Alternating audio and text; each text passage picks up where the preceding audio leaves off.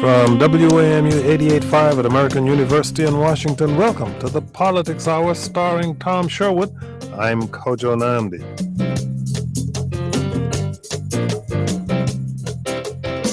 Tom Sherwood, he's our resident analyst. He's a reporter with NBC4 and a columnist with the current newspapers. Tom, welcome.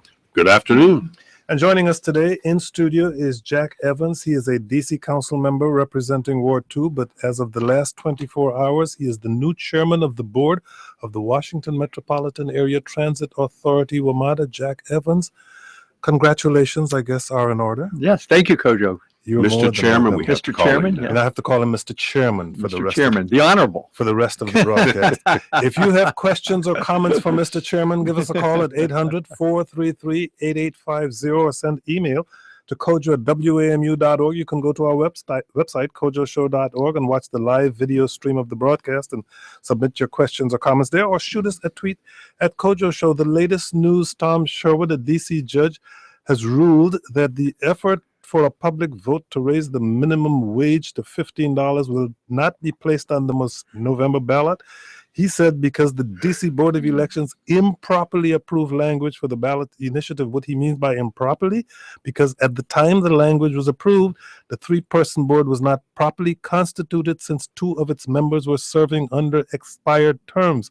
It would appear, however, that argument, if held up, can apply to a number of previous decisions that the board had made that have been standing for a long time. Yeah, I'm not quite sure where the Judge Maurice Ross, appointed back in 2011 to the Superior Court, what his reasoning was. The Board of Elections said, the Home Rule Charter allows for board members to remain in place until they're replaced by new appointments. And so the Board of Elections is somewhat mystified by this ruling. It was brought by Harry Wingo, who was at the time was the head of the D.C. Chamber of Commerce, and he filed a variety of reasons of why it wasn't going to be done, shouldn't be done, to have a $15 minimum wage put to a ballot. But this is I'm told was one of the oddest reasons on there, was that the board wasn't properly constituted. I mean, if we went through every board of commission and said who has expired terms and still serving, the whole city government would shut down. Jack Evans. Yeah, it's a puzzling reason for the ruling, because again, this is the first I've seen of it today, and the question is, were these people in a holdover status? And the law certainly in some boards of commissions allows for a holdover status, and I don't know whether they outstayed their holdover status. So it's questionable as to why this was done the way it was. I think what happens next is the judge is expected to write the order on Monday, and then this Board of Elections will appeal and ask for a stay of this ruling while they appeal. Well, we'll see what happens after that. Jack Evans is the longtime chairman of the Finance Committee on the D.C. Council. You should know that there was some money that the city was going to be getting that it's not going to be getting anymore, because Mayor Muriel Bowser has decided to forgive thousands of parking tickets issued Friday during the snowstorm, when people were parked in emergency roadways that people are not allowed to park in during snowstorms. The mayor seems to be in a very forgiving mood here, but what message does it send? Well, I think it's a good point that you're raising, because on the one hand, people were parked illegally in snow emergency routes. And if you've been around here enough, you know that they have these routes. You're not supposed to park there. The reason is, even before it's snowing, we want to be able to salt the roads and prepare them for the snowstorm that's coming. And so I'm a little concerned that we're dismissing these, because what does it send the message for the next snowstorm that we are about to have, and can people rely on the fact that the tickets will be dismissed? On the other hand, they are $250 tickets. My neighbor got one. What his argument was, look, there was no snow. I went out to the dry cleaners, parked my car, ran in and came out, and I had a ticket on my car, and it's a lot of money. So I think, the mayor's trying to balance it between the pain of the $250 versus the effect of keeping people from parking where they're not supposed to park. Well, a lot of people apparently didn't know, despite the fact that the district had put out the information the day before. Yes, the information went out the day before on Thursday. The mayor made the announcement. It was all over social media. It was everywhere. Don't park. And now, I was just talking just before the show with Right. Chairman Jack Evans. He's chairman of the Judiciary, the Finance and Revenue Committee, chairman of Metro. Chairman Mao, right? Chairman Mao. I do think there ought to be more snow emergency signs, the big red and white signs, because if I drive around town and I look for them, if you're and I see them, but if you are a casual driver, you may not see one in particular. But that's a lot of money to forgive. Also the mayor did one other thing that was to forgive. The city did not, and has not, and will not do the $25 fines for individual residents, homeowners who don't. Yes. But she did say they would start fining people, the commercial companies, $150. DPW will, if they don't clear their sidewalks. I just got a call moments before the show from someone in Georgetown, Mr. Evans, your district, saying that a lot of businesses in Georgetown have not cleared the sidewalks in front of their businesses, and this A&C Commissioner Bill Starles wants them to start fining. I don't know if they will or not. And I think they should. I'm a jogger, as you know, and I'm even annoyed at the residents. When I jog down P Street, there are about 4 or 5 residents who have not shoveled their walks. And so then you have to go out, climb over the bank, get into the street, or slip and fall. Look, if it's an older person, if it's some reason that you didn't do it, that's one thing. But if you really just didn't do it because you didn't do it, I think people ought to be ticketed. So. But the city wrote about $1.3 million in tickets, sure. and it's in a $15 billion budget. This is, and a lot of critics say, "Oh, the city's just trying to make more money," but it really isn't. It's for first responders to get through. Sure. And it's for the snowplows to get through. Absolutely, yeah. You should know that while the parking tickets will not have to be paid, they are not dismissing the towing fees. But before we move on, $100. Before we move on, Melvin in Washington wants to talk about this. So put on your headphones, gentlemen, so you can hear Melvin. Melvin, you're on the air. Go ahead, please. Yes. First of all, I like to say, and this is the foolishness that exists. The snow emergency routes have not kept up with the changing demographic, changing of the city. Now, people live now where these snow emergency routes have been created. I was one that got my car towed. There was absolutely no place to park. I just recently bought a condominium over the last year. And so you're saying that the development that has taken place in the city has put larger numbers of people living directly in the path, so to speak, of snow emergency routes? And the snow emergency routes have not changed in order to compensate for that. Absolutely. What street do you live on that's a snow emergency route? Don't give me your address, just the street. Well, off Rhode Island Avenue. You live off Rhode Island Avenue? Well, I live on Rhode Island Avenue. Rhode Island Avenue, yeah. Well, that's a major thoroughfare. Then you can't park there during rush hour, and it's a major thoroughfare. I mean, if one car blocks a 2-ton snowplow and blocks an ambulance. But that's my point. My car was actually parked on 4th Street. Oh, well, that's different then. Yes, and my problem was it's literally no place to park. And then these heaven-handed, the mayor, trying to get things done after she initially made a mistake, did not get people out. What I'm saying is that you need to invest in a snow removal process. Put this money to good use. Well, that's an interesting discussion because as chairman of the Finance Committee, Jack Evans, we hear over and over again about other jurisdictions that invest more. But if these events only happen as they do once every maybe 10 years or 5 years in the district, how do you make those kinds of decisions and have that equipment sitting there for years at a time? Yeah, it's a great question. And I will say this, you all have been around here as long, if not longer than I have. I think our response to this snowstorm is the best I have seen. Take for granted. Given the 2 feet of snow in one. 2 feet of snow in one storm. And there are neighborhoods that didn't get plowed out. There are streets that still didn't get plowed. I got all that. But I was here in 79, 96, 2010. And this is the best response I have seen. And Kojo, your point is this. We are not New York City where it snows a lot. We are not Minneapolis. We're not even Philadelphia.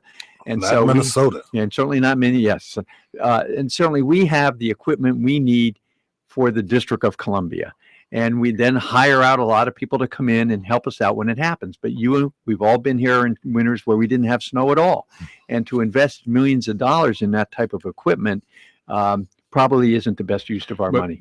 This little history going back to Tony Williams after the bad snows, he is the first mayor who invested in more equipment. He did. And every mayor since then has done more equipment. The mayor said more equipment. We brought some snow melter in from Indiana. The snow melter, right. So, but it is important though that the region has to respond. The whole region didn't respond a week ago, but the city does have to respond in a way I don't understand in the plowing of why major roadways, and I drove up and down Mass Avenue several times in the last week, how it is that you can plow 1.5 lanes. I don't know if they're afraid of hitting the curb or there's. That's what happened on Military Road. Yes. But not just, but in the suburbs, throughout the city, there's this plowing which doesn't quite get to the curb. The whole point of having the parking restriction is to clear the curb lane. Right. And then the snow plows do 1.5 lanes, and then 2 and 3 lanes of traffic suddenly are on 1.5 lanes. Right. I don't understand. Cause major backups. Execution. It looks like there's enough equipment out there, but I don't see why they. You're asking Jack Evans to answer that Yes, question? Well, and he's the chairman of the world now. I can give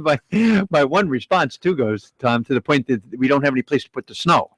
So they do plow it, and then you have to find a place to put it, and it's in the dump truck. But your point is well taken. I Why will not say do this, the on whole Mass street? Avenue, right where the vice president lives. Yeah. If you plowed the lane and you just threw all the snow up onto and I realize the sidewalk's The important sidewalk, too, yeah. but it would be off the street. Sure. And then you can pick it up. Okay, Yeah. we do have to move on because Jack Evans, as we I'm just mentioned getting earlier in the started. broadcast, in case you had forgotten, was unanimously elected to become Metro's board chair yesterday. How many? That's only like 6 votes. Yeah, nor no other candidates. But I'll go with it. Well, you are now the chair of the Metro Board. What do you see as WMATA's chief priorities at this point? Okay. First of all, I am humbled to be chairman, and my goal is to work very closely with my other board members and in support of our new general manager, Paul Wiedenfeld, who is very, very good. And what Metro needs to do, I was on the board from 91 to 2000. And you chaired the board once before. Yeah, also. twice actually. Yep. And during that time period, Metro was in its golden age. We were the shining example of regional cooperation. We were the thing that actually worked. And when I came back on the board in January of last year, 15 years later, we were anything but. And so we need to return on a general basis, Metro, to that position of being the shining example that works. So what does it break down to? It breaks down to safety.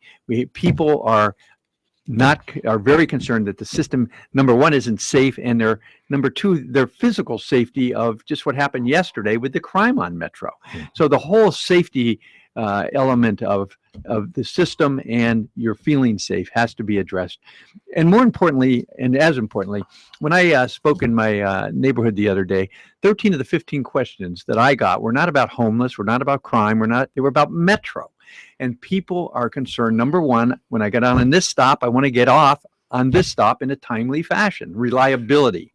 That's the chairman banging the table. If you're hearing the vibrations, Couldn't and the bring his thumping, gavel into this room, thumping. so he's just using his fist. Why do the escalators still How not does work? chairman- Things to that nature. How does the chairman help do that? You've got this rounding up squirrels on the board. How does the chairman have the authority to say, Paul Wiedenfeld wants to do this, we're going to do it? I mean, is it just sheer? What is it? Your knowledge of the system? Is it your?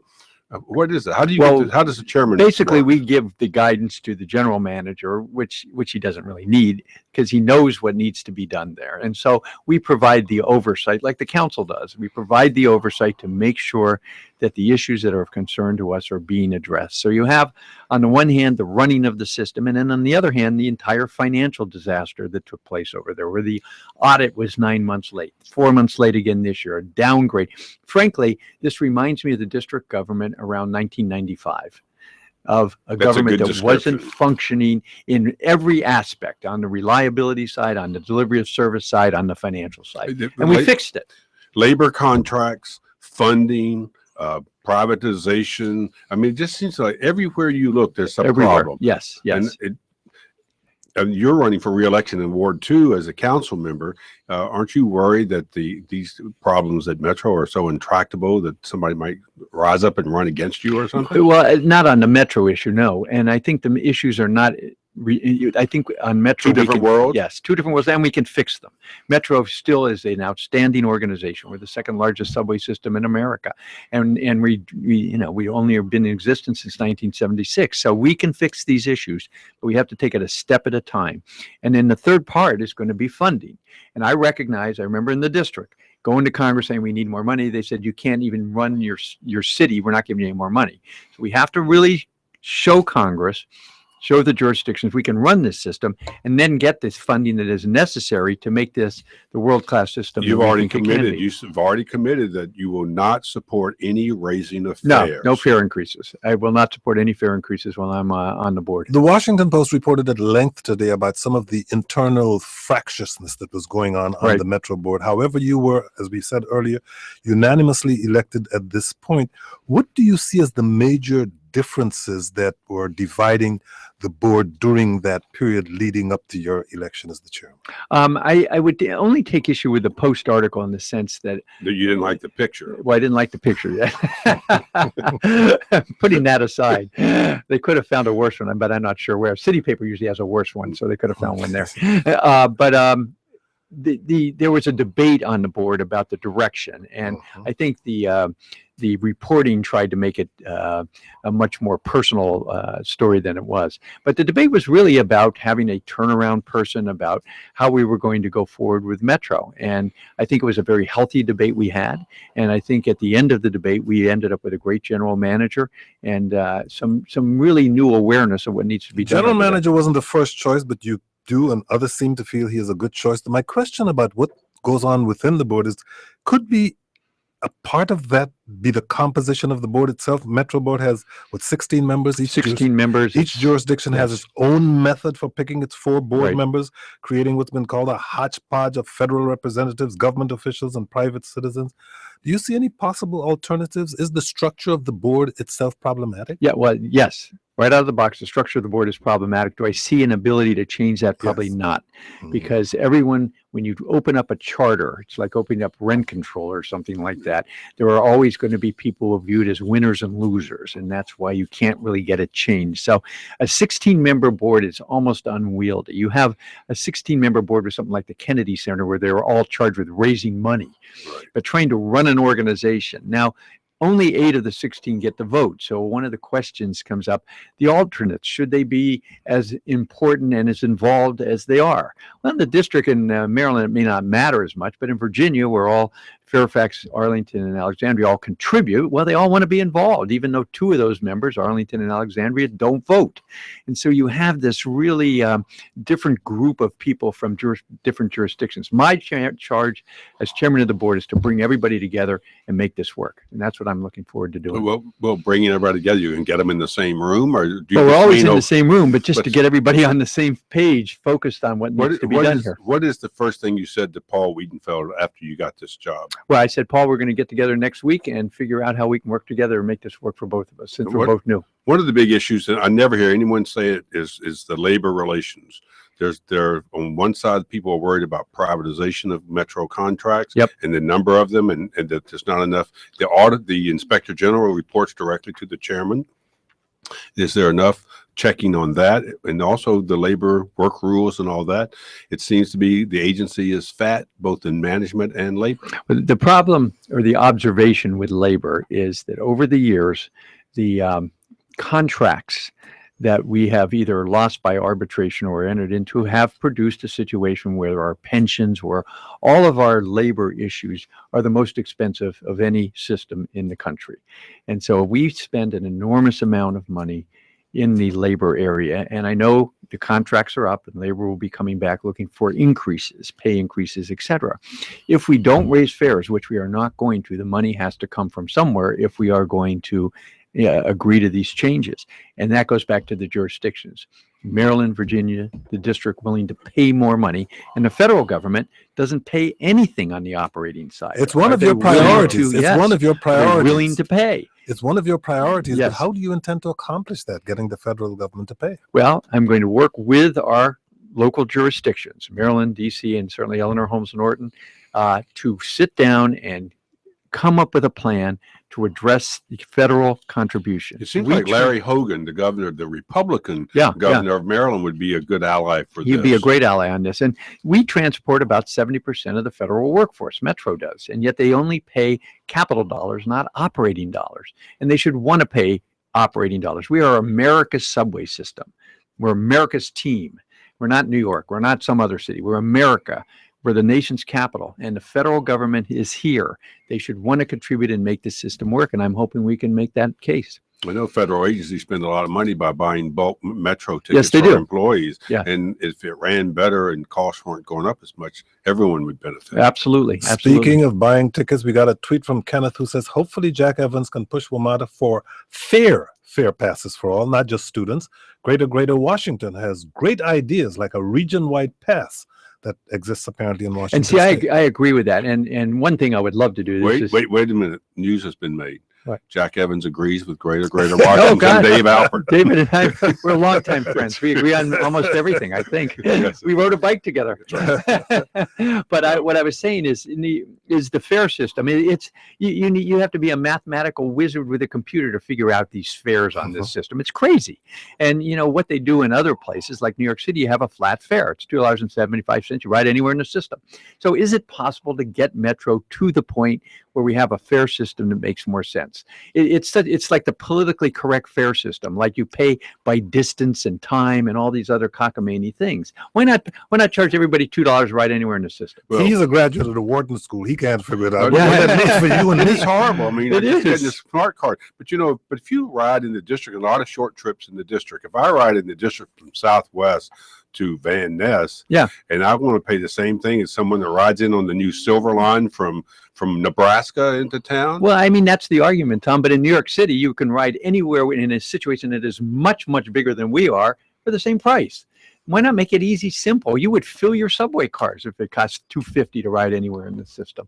I mean, I'm trying to come up with out-of-the-box solutions that are going to get this system back in where it needs to be. Now, that's a very costly endeavor, so you can't do it. So let's think somewhere else. Maybe a maximum fare of $5.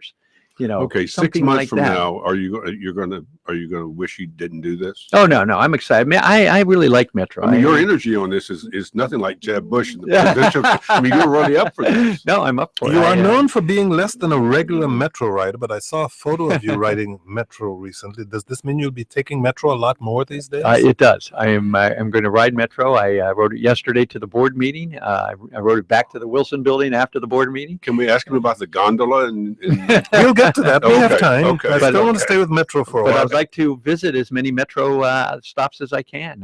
It's like the full Grassley The and 91. there's 91 full Grassley in Iowa. You visit all 99 counties. So maybe we'll visit all Some of them 91 will be stops. the first time for you.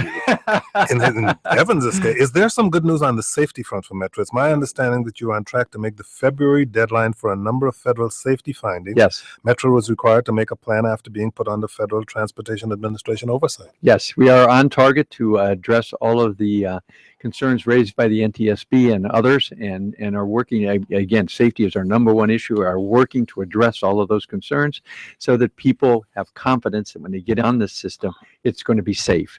And it's one of the things that Paul is working on, and I think we'll get there. I really do. Well, that's safe is for the transportation working, but what about safety in terms of the police? Yes, that's Chief the other Ronald- issue. Chief Ronald Pavlik told me, I think he has like almost 500 officers. Yeah. For this 117-mile system and 91 stations. Indeed, we got a tweet from someone who says, WMATA is second largest system in America. Why wasn't a security officer visible in the assault that took place yesterday? He says he has a 10% vacancy rate. It seems to me it's a woefully understaffed and operated system just to have police officers visibly present. Yeah, I have we're going to be on a call today, myself, the mayor, and a number of other people addressing exactly this issue because of the incident that happened yesterday at Gallery Place and the ones that have happened over the course of the year. And it may mean that we have to add additional police officers. I think that's what we're going to have to do in Metro. We're going to have a higher visibility on the trains, and lighting is a big issue for me too. You get in these stations and they really have become kind of dark, and just taking the new lighting systems that they have, bulbs that are much more of higher velocity, and making the stations more lit, more inviting than they are right now. Somehow the system has gotten a little stale, and that has to be changed. Well, fortunately, there are not many homicides on the Metro system, but there are any number of robberies, direct robberies, and larcenies and snatch and runs. Yeah. And people don't feel comfortable on the trains. And I just never understood why there isn't at least one police officer at the entrance of every metro station. Even if something happens, then you have a police officer who can be alert. It's just to me woefully inadequate. Yeah, and I think that's something we have to address because it has really gotten out of hand. And even, unfortunately on the council, the mayor and I did an amendment the other day to increase the penalties, the terms for people who create violence on the subway, and Phil Mendelson and Kenyon McDuffie voted it down. And so it's like, well, and they said in that case that, frankly, there was a racial aspect to that, saying the white person got stabbed and killed on Metro, and that's when all the increase in penalties were proposed. But they say it's got to be a more consistent look than just raising the penalties. And Mr. McDuffie made it clear when he was on this broadcast that he is concerned that too many young African Americans are being imprisoned for crimes that he think could be better dealt with by dealing with some kind of a psychological approach to them, that a lot of people need counseling and the like. And during that apparently contentious session in the council, you said that Mr. McDuffie really doesn't seem to like the police very much. Yeah, well, he and Mendelson, it was a different issue that we were talking about, not Metro, whereby the police chief, the commanders, the officers had all contacted myself and a number of other people about a particular provision in his bill that the police officers felt put them at a tremendous disadvantage. I had an amendment supported by some of my colleagues to change that. And what happened, we don't want to get too much in the weeds here. Phil Mendelson came to the meeting. Another chairman, unprecedented, and voted to on the side that defeated my amendment that the police chief and others all supported. Well, to be clear, though, the chairman of the council, this now Mendelson, is a member of every committee and may come vote. So it's not unprecedented. Well, it's unprecedented to vote in a situation where you had a full contingent of the Judiciary Committee, all five members. Oh, okay. Now, he has come in the past to make a quorum and to vote in order for the committee to function, but never can I remember him, Linda, Vince Gray, Dave Clark, anybody coming and defeating a 3-2 vote. I just don't remember that happening. Oversight has been an issue for the Metro Board on Safety, but also on financial matters, a little bit of which we discussed earlier. It's a big issue for you. Metro is still under a financial penalty imposed by the FDA, known as a restricted drawdown. Yes. After an audit revealed mishandling of large sums of money. Outside of getting the federal government to pay more, how do you intend to address that issue? Well, we're looking at our auditors. We're looking at the financial systems we have, and we're doing a major overhaul of all of our financial areas in order, just like the district again back in '95, in order to produce financial statements that can be relied upon.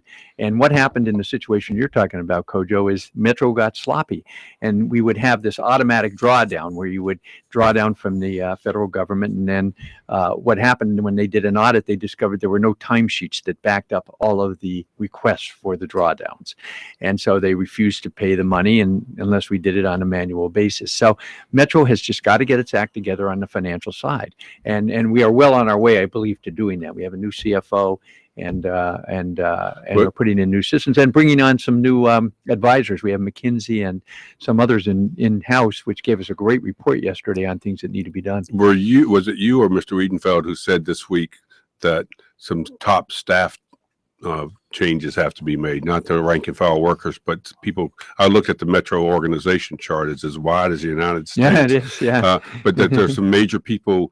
Maybe you need fresh blood in some of those jobs. Well, I didn't say that this week, so Paul maybe have said that, but I don't disagree with that. I think we do. Here now is Emily in Tacoma Park, Maryland. Emily, you're on the air. Go ahead, please. Hi, Kojo and gentlemen. I'm calling because to comment on a remark that Jack Evans made a few minutes ago about possibly charging a flat rate on Metro trains. And I think you probably, like me, all three of you were probably in D.C. when Metro first opened. And the fact that the technology existed at the time that made it possible to charge people by the mile rather than a flat fee was hailed as an advantage.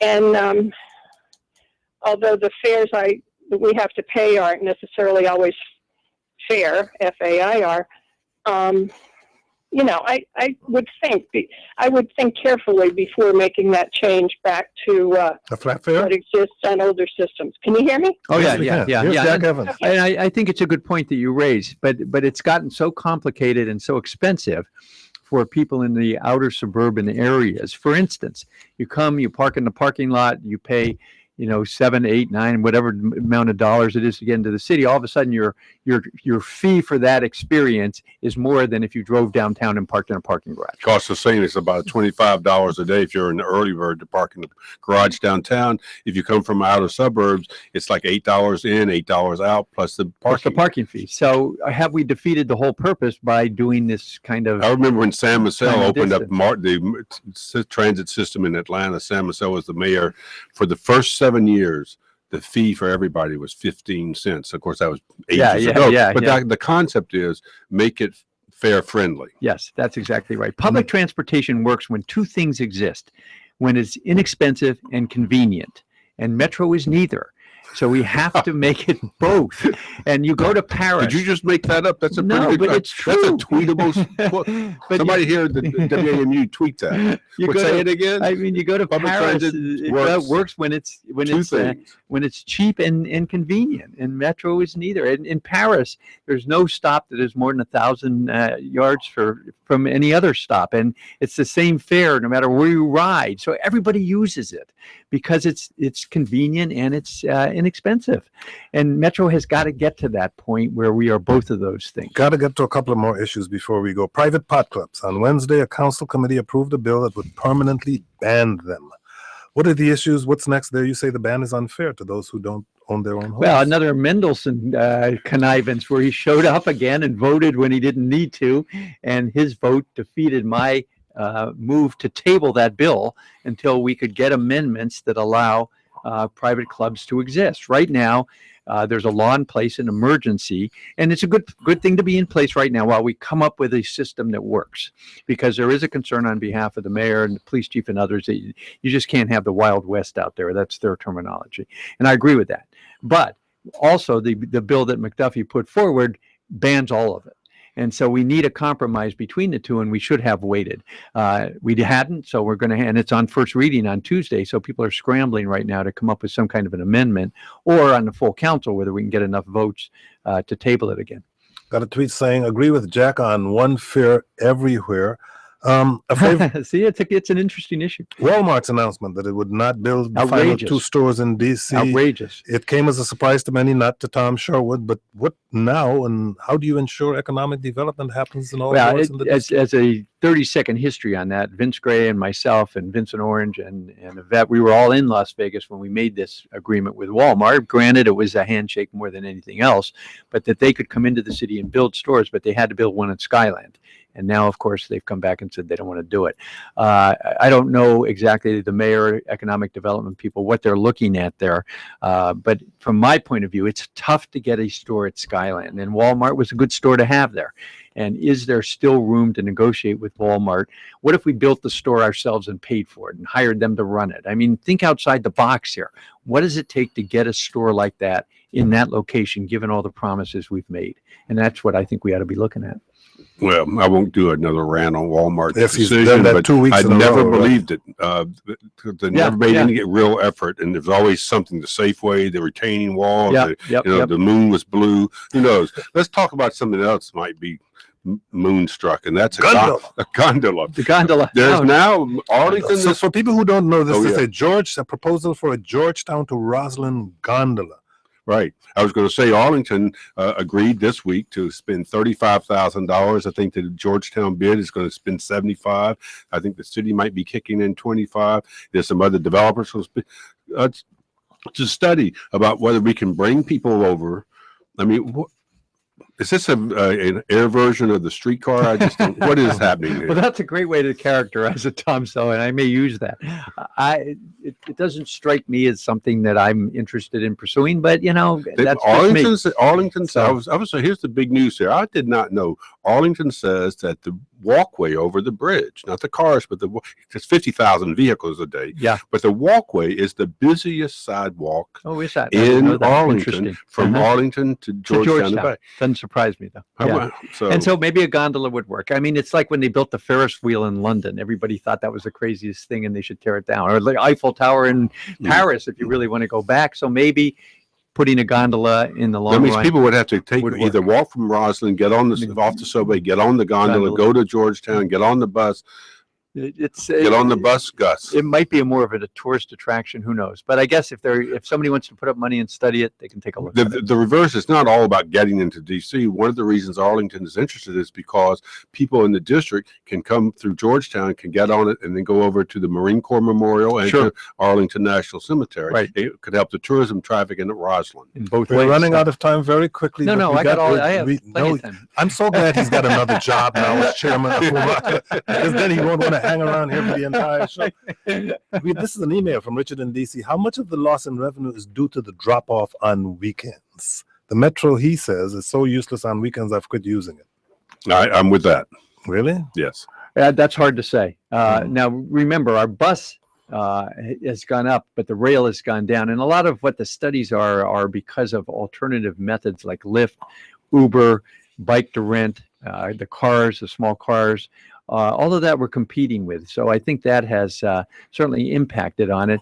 And I think, again, I can't deny that people have stopped using it because it's not reliable. Reliable and convenient. And convenient. I think that has really impacted, and that's something we have to turn around. Jack Evans is the new chairman of WMATA. He is also a DC council member representing Ward 2. Up next, Adam Eben. He's a Virginia state senator. He is waiting on the line right now, right? So Jack Evans, he's on the line, and I'm here. Yeah, we're going to have to say, I'm here. I'm here. have to say goodbye to you. Go catch that gondola. Yeah, that's right. Thank you so much for joining us, and Now, good luck to you. The once producer, again. Inga's coming to get you and throw you Our out. plans for a show with a live audience this week got derailed. One more victim of Snowzilla, but listeners should know that they can join us next Friday, February 5th instead at WAMU's Media Center as part of the audience for a broadcast of the Politics Hour. In-studio guests will include political activist Adam Eidinger and you. If this broadcast has become appointment radio for you, you'll have a chance to peek behind the scenes and ask your questions from the audience. Head to WAMU.org/events for more details and reserve your free ticket today. There's that magic word, free ticket. Did you mention Adam does the marijuana stuff in town? Oh, yes. Adam is the leading advocate for marijuana in the District of Columbia. So all of you potheads can show up. Remember that it's free. Joining us now by phone is Adam Eben. He is a Virginia state senator representing the 30th District in Northern Virginia, including parts of Alexandria, Arlington, and Fairfax. Senator Eben, thank you so much for joining us. Thank you for having me. Can we get right to the gondola first? Did you hear the conversation about the gondola? I did. I'm looking forward to riding it. Are you pro gondola? Obviously. No, I have not evaluated it, but I think as this region gets more and more congested, people are going to have to think out of the box. I don't know if that's the box to think out of, but I guess we need to take a look at all kinds of things. It's not on the top of my list, though, here in Richmond. If you have questions or comments for Senator Eben, give us a call at 800-433-8850 or send an email to kojo@wamu.org. Shoot us a tweet at Kojo Show or go to our website, kojoshow.org. Watch the live video stream and enjoy the conversation there. There's a lot going on in the General Assembly this session. Let's start with concealed carry. Virginia will once again recognize concealed carry permits from other states. There was a short-lived moment when the Attorney General declared that nearly 24 states' permits did not pass muster in Virginia. What's your view about what's happening now? Well, first of all, I got to thank the Attorney General for bringing the NRA to the table. That's the first time that's happened, and I don't know if it's in history, but certainly in recent history in Virginia. I think the two other pieces of the proposed deal are that we would have state police conducting voluntary background checks at gun shows. Yep. There are people who are not federal dealers at the gun shows selling guns, and they don't all want to be irresponsible. Some of them would like to take that 5-minute process to test whether someone is legally authorized to have a gun. So that's one piece. The other part, though, is for people who have permanent restraining orders, subject to permanent restraining orders against them, could no longer carry a gun. And that's another step forward. The flip side of that is is that the governor's plan to ban gun permits from 25 states from being valid in the district, in Virginia, would no longer take place. The ban won't go into effect. It doesn't seem like a huge victory. I think it's a victory if any legislature actually reach a compromise on anything, but it doesn't seem like a huge victory for the anti-gun side. I wouldn't say it's a huge victory, but it moves the needle a little bit. And, it's a very fragile proposed deal. So we'll see what happens. But I think it's an improvement in two ways that we've really tried to move the ball forward in the past. Tell me what the politics of this were. We were being asked before the show. There's been no vote yet. Well, I know, but just getting to this point, was this something that Governor McAuliffe came up with and the Attorney General Mark Herring is going along with, or is this good for that relationship, or how did it come about? Yeah, I have not spoken to the Attorney General. I'm sure that he's happy with having the voluntary checks and background checks, and the not having guns fall into the hands of people who shouldn't have them in terms of restraining order folks. But he obviously wanted to enforce the existing law with the reciprocity, which had not been enforced in years. So I have not spoken to him to know if he's okay with that compromise. I checked with the media. I see that the NRA has issued a statement saying that it supports this compromise. The Coalition to Stop Gun Violence does not. Mm-hmm. The gun control debate seems to be front and center in Virginia, Senator Eben. What do you think it will mean for a battleground state in a presidential election year? I haven't contemplated that. We still get people on both sides very passionate. I don't know that it'll change that in a big way. I think you'll still see people who are gun rights advocates turning out in high numbers, and people who care about gun safety don't always turn out the way we should.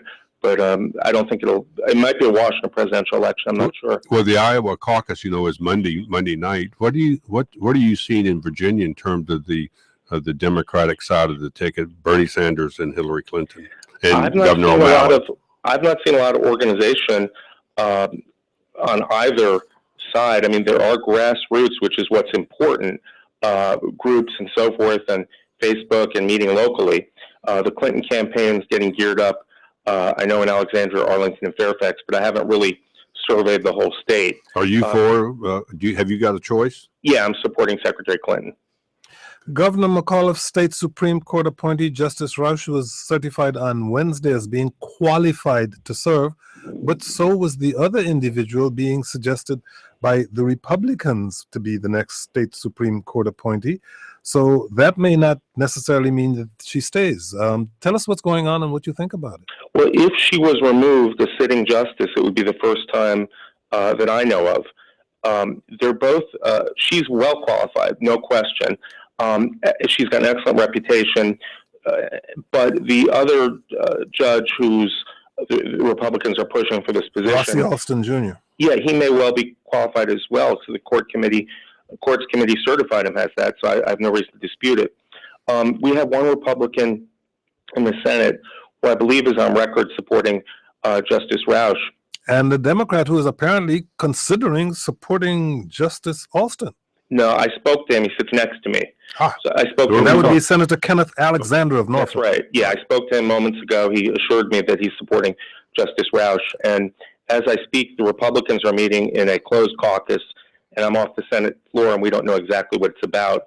But they put off over and over a vote on filling the vacancy because they don't have the votes here in the Senate. Talk about how race might have played a role in this, because Justice Alston is African American, as is Kenneth Alexander. Do you think that was the basis on which the appeal was made to him?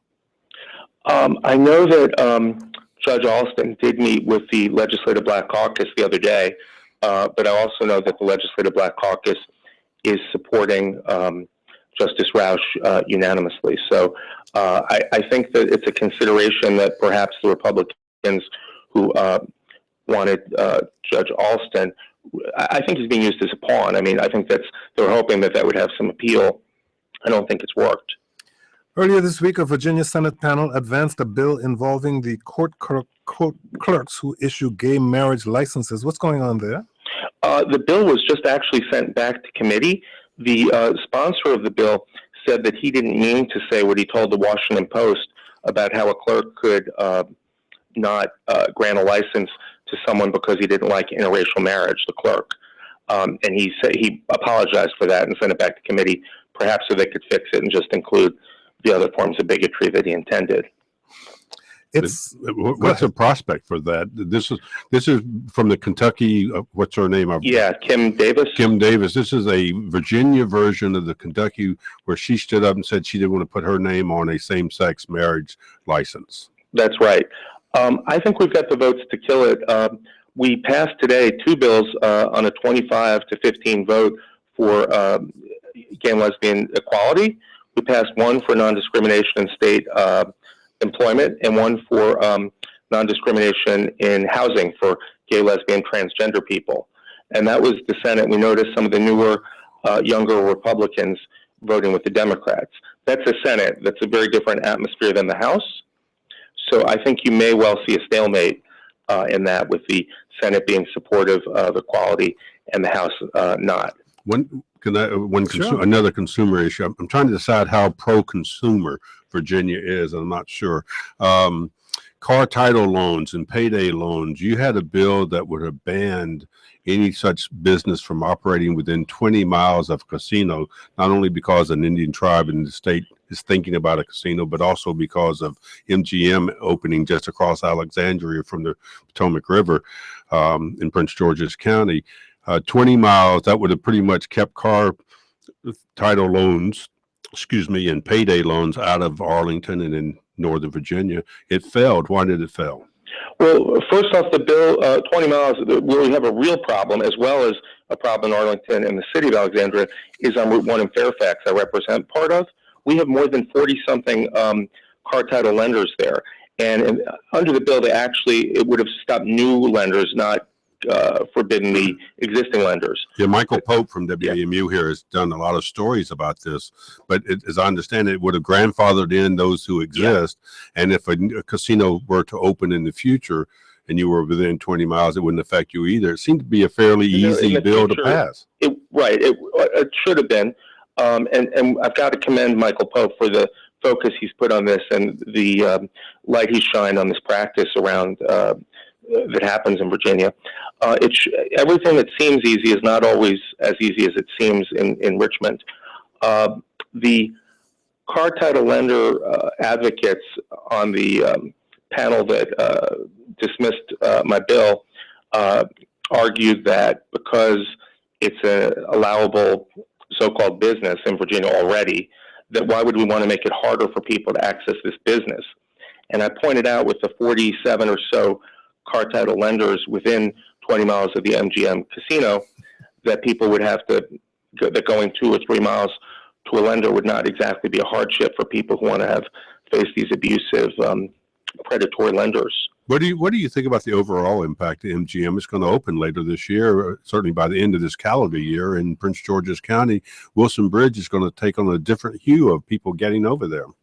Yeah, well, I mean, I don't mind if they want to have gambling for their economic benefit. I guess that's not my decision. I'm not a big fan of casino gambling. If it draws visitors and draws hotels and draws entertainment as well, you know, that's better than just a seedy gambling hotel without much else. So in terms of being Virginia, I'm not a favor of that, but you know, it is what it is. You wouldn't be in favor of a casino in Northern Virginia? I'm not. I can't imagine the circumstances, but I can't imagine the circumstances that I would. No. Charter schools. Is Virginia about to get a lot more of them, Senator, or is it still a ways off? It's a ways off. There's a constitutional amendment that the Republicans do have the votes to pass, I believe, in the Senate and the House. And if it was adopted, it would go to the voters. They keep putting it off either because they're missing a vote in the Senate, or more likely that they're trying not to have it on the ballot in a presidential year and rather draw out voters in the gubernatorial year afterwards. Well, you have Democrats and Republicans in the District of Columbia who are in favor of charter schools. What's the nature of the political divide in Virginia? Well, a lot of people think that the current policy we have, where local school boards can grant charters, is acceptable.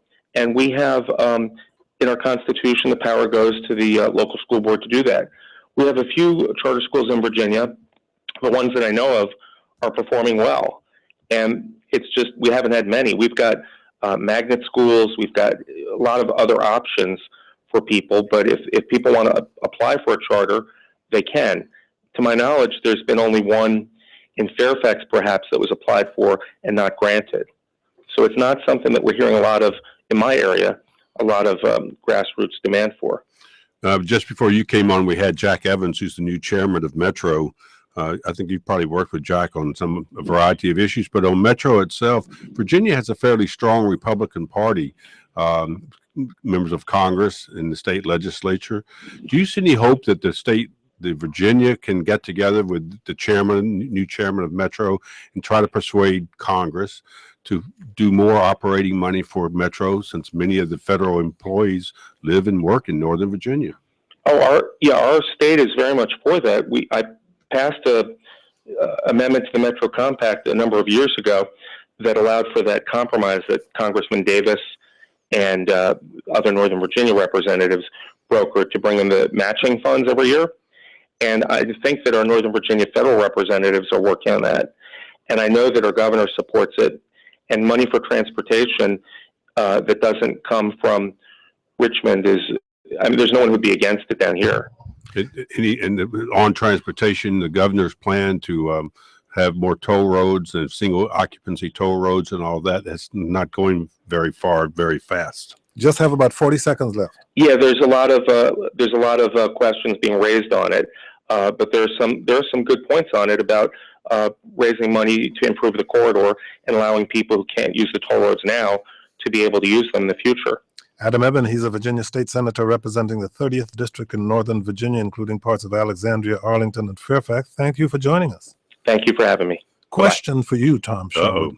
My alley in Ward 4, Brandon Todd, has not been cleaned, and I have been informed that the city does not plow alleys, but yet people on Capitol Hill tell me that the city has plowed their alleys. I would suggest you get together with your neighbors and plow your own damn alley.